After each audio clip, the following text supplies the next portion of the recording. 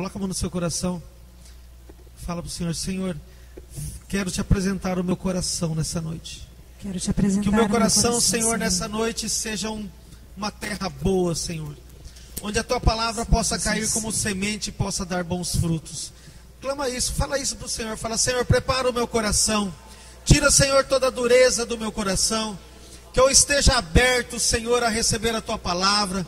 Que eu esteja aberto, Senhor, a receber aquilo que tu vens me dizer nessa noite. Que o meu coração, Jesus, vai falando isso, meu irmão. Fala que o meu coração, Jesus, esteja aberto para ser curado, para receber as tuas graças. Que o meu coração esteja aberto para receber os milagres que tu tens preparado para mim. Por isso, Jesus, eu te apresento o meu coração. Que o meu coração, Senhor Jesus, seja uma terra boa, para dar frutos 100 por 1. Amém? Vamos nos acomodar um pouquinho.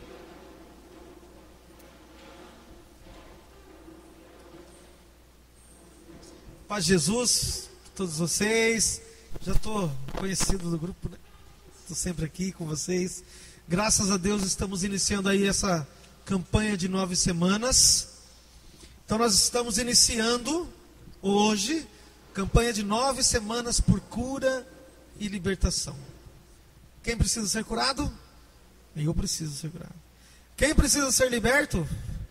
Eu também preciso ser liberto. Quando nós falamos que há uma campanha de cura e libertação, quais são as primeiras coisas que a gente vem na nossa cabeça que a gente precisa ser liberto? Vamos lá, quem fala? Ninguém? Vamos lá. O que vocês acham? O que a gente precisa ser liberto? Do quê? Então vai.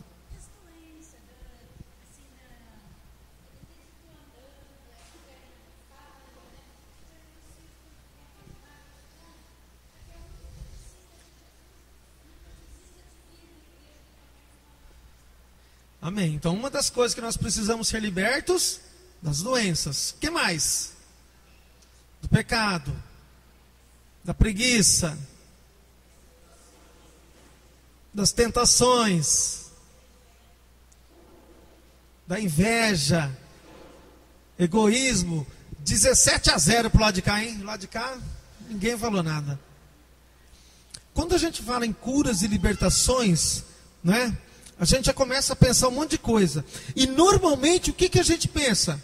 Que nós precisamos ser libertos do que o outro faz para mim. A gente normalmente tem essa tendência de dizer assim: eu quero ser liberto da inveja. Acho que tem um monte de gente que tem inveja de mim. Tem gente que tem olho gordo, não é? Acho que tem gente que fez macumba para mim. Eu acho que tem gente que faz coisa para mim, que eu não consigo arrumar uma namorada, não consigo arrumar um emprego. E a gente começa tendemos sempre a querer estarmos libertos do que os outros podem fazer para nós. Nem sempre nós nos colocamos no lugar de quem realmente precisa se libertar. E hoje o tema dessa primeira semana, nós vamos falar um pouquinho disso. Daquilo que cabe a nós buscarmos, né, um caminho para o Senhor nos ajudar e nós nos libertarmos. Amém? Vamos pegar a nossa Bíblia, lá no Evangelho de São João, no capítulo 8. Não, Evangelho de São João, capítulo 8. É uma passagem muito conhecida. Tenho certeza que, se não todos, a grande maioria aqui já ouviu falar, a grande maioria já leu. E hoje nós vamos falar um pouquinho sobre ela. Evangelho de São João, capítulo 8. Todo mundo achou? Então vamos lá. Naquele tempo, dirigiu-se Jesus para o Monte das Oliveiras. Ao romper da manhã, voltou ao templo e todo o povo veio a ele. Assentou-se e começou a ensinar. Os escribas e os fariseus trouxeram-lhe uma mulher que fora apanhada em adultério. Puseram-na no meio da multidão e disseram a Jesus: Mestre, agora mesmo esta mulher foi apanhada em adultério. Moisés mandou-nos na lei que apedrejássemos tais mulheres. Que dizes tu a isso? Perguntavam-lhe isso a fim de pô-lo à prova e poderem acusá-lo. Jesus, porém, se inclinou para a frente e escrevia com o dedo na terra. Como eles insistissem, Jesus ergueu-se e disse-lhes: quem de vós estiver sem pecado, seja o primeiro a tirar uma pedra. Inclinando-se novamente, Jesus escrevia na terra. A essas palavras, sentindo-se acusados pela sua própria consciência, eles se foram retirando um por um, até o último, a começar pelos mais idosos, de sorte que Jesus ficou sozinho com a mulher diante dele. Então, Jesus se ergueu e, vendo ali apenas a mulher, perguntou-lhe: mulher, onde estão os que te acusavam? Ninguém te condenou? Respondeu-lhe ela: ninguém, Senhor. Disse-lhe então Jesus: nem eu te condeno. Vai e não tornes a pecar. Palavra da salvação. Olha só, uma passagem super conhecida, né? Todo mundo aqui, eu acho, né, se não todos, a grande maioria, já ouviu falar. Então a palavra de Deus diz assim, que Jesus, né, ele estava no templo ensinando o povo. E quando Jesus estava no templo, quem chegou até ele? Os fariseus e os escribas. Só que eles não chegaram sozinhos. Fariseus e escribas levaram quem? Uma mulher. Mas essa mulher tem uma característica. O que essa mulher era? Uma grande pecadora. Por quê? Porque ela havia sido pega em adultério. Aquela mulher, então, ela havia sido pega em adultério. E a lei de Moisés dizia o quê? Dizia que quem fosse pego em adultério deveria ser apedrejado. Apedrejado até quando, gente? Até a morte. O que isso significa? Aquela mulher, ela já estava condenada. Aquela mulher, ela já estava com carimbo na testa, morta. Não é? Aos olhos dos homens, não tinha mais solução. Porque baseado na lei de Moisés, ela seria apedrejada até morrer. Quando aquela mulher chega naquele lugar, trazida pelos fariseus e pelos escribas, ela já estava humanamente com seu fim já traçado. E os fariseus fazem o que com ela? Onde que eles colocaram a mulher? Lá no versículo 4. Vamos ver quem acha aí. Onde que ela foi colocada? No meio. Gente, o que significa colocar no meio? Se eu pegasse agora o Valdir e colocasse o Valdir aqui no meio, o que significa colocar o Valdir no meio? O que ele se torna? O centro das atenções. Ele entra em evidência. Então, aquela mulher no meio da multidão significa o quê? Aquela mulher foi colocada em evidência. Ela foi apresentada como uma grande pecadora para todas as pessoas que estavam ali. Para os fariseus, para os escribas e para todos aqueles que estavam ouvindo Jesus falar. E é então que Jesus chega para eles e diz assim: olha, quem então não tiver a primeira pedra, quem não tiver pecado, que atire a primeira pedra. E o que aconteceu? Todos eles foram saindo, um a um, até ficar quem? Só a mulher. E a palavra de Deus diz assim, que Jesus continuava fazendo o quê? O que Jesus estava fazendo? Escrevendo no chão, com o dedo na terra. A palavra de Deus diz assim, que Jesus continuava escrevendo com o dedo na terra. E aquela mulher sozinha naquele lugar, no centro da onde ela tinha sido colocada, no centro do templo. Aí quando Jesus, a palavra de Deus diz assim, Jesus, né? Então ele se ergueu e viu ali apenas a mulher.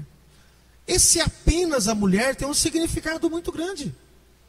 Porque se vocês forem ver antes, Essa mulher, ela é tratada como quem? A adúltera, a pecadora. Mas quando Jesus olha para ela, fala assim: ali estava somente a mulher. O que significa isso? Significa que trazer ela ali, para aquele lugar, ser o centro das atenções, e ela ter se reconhecido como pecadora, possibilitou a ela ganhar uma nova chance de viver. Porque ela já não estava mais carregando todos os seus pecados. Porque Jesus levanta os olhos e vê quem ali?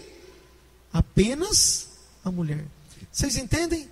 Apenas a mulher. Ele não vê mais a mulher pecadora, cheia de pecados, mas ele vê só a mulher. Aí eu estive meditando sobre essa passagem, e o Senhor me falava assim: sabe por que aquela mulher, que aos olhos dos homens já estava condenada, deveria ser morta por pedradas, sabe por que ela ganha uma nova chance de viver? Porque quando todos os escribas, os fariseus, saíram, e quando Jesus estava agachado, olhando para o chão, escrevendo, ela também poderia ter saído. Quantos de nós, se estivéssemos lá, no lugar dela, não teríamos saído também? Quanto de nós, quando precisamos encarar as burradas que nós fazemos, a gente não capa o gato? Quantos de nós, quando nós precisamos reconhecer nossos erros, em vez de reconhecer os nossos erros, nós fugimos? Aquela mulher, ela tinha todas as condições para fugir também. Não estava mais ali quem a condenava, não estava mais ali aqueles homens que a acusavam, e o único que estava ali estava de cabeça baixa escrevendo no chão. Se ela quisesse, ela tinha vazado, ela tinha sumido daquele lugar. Mas não, aquela mulher permanece ali. E quando ela permanece ali, ela se reconhece como uma grande pecadora. E a palavra de Deus vem nos mostrar então o seguinte: que quando nós nos apresentamos diante de Deus e nós nos reconhecemos como grandes pecadores, o Senhor permanece fiel, justo, e nos cura de todas as sequelas que o pecado nos traz. Quando nós nos reconhecemos verdadeiramente como nós o somos, e nós somos de uma natureza pecaminosa, quando nós nos reconhecemos pecadores, o Senhor, Ele usa desse pecado para nos curar. O Senhor nos cura, o Senhor nos liberta. Não tem como nós nos curarmos, não tem como nós sermos renovados, restaurados, libertos, se nós não reconhecermos o nosso pecado, a nossa situação. O pecado é uma forma de nós, olha só, gente, o que eu vou dizer, mas cuidado, precisa entender. O pecado é uma forma de nós nos achegarmos a Deus, quando nós nos reconhecemos como tal. Se nós nos reconhecermos como pecadores, o pecado pode ser uma forma de nos chegarmos a Deus e alcançarmos a sua misericórdia. Porque se nós nos escondermos atrás do nosso pecado, a gente pode viver na saia do padre, a gente pode viver na igreja, mas enquanto nós não nos reconhecermos como pecadores, nós não teremos como nos libertarmos desse mal. Então olha só, vou dar um exemplo para vocês. Eu sou professor. Alguém aqui é professor? 1, 2, 3, 4, 5. Qual é a forma que o aluno aprende e nunca mais esquece? Confirmam se eu estou certo ou desmentam se eu estiver errado. Não é quando o aluno erra? Quando o aluno erra, ele tem a chance de aprender e nunca mais esquecer. Olha só, vou dar um exemplo. O aluno faz uma prova. Acertou tudo. Aquele aluno faz o que com a prova dele? Nunca mais olha para a cara da bendita. O aluno fez uma prova. O aluno errou uma questão da prova. Se o aluno pegar aquela questão da prova e ir lá e achar o erro dele, ele nunca mais erra aquilo que ele aprendeu. Não é verdade, professoras?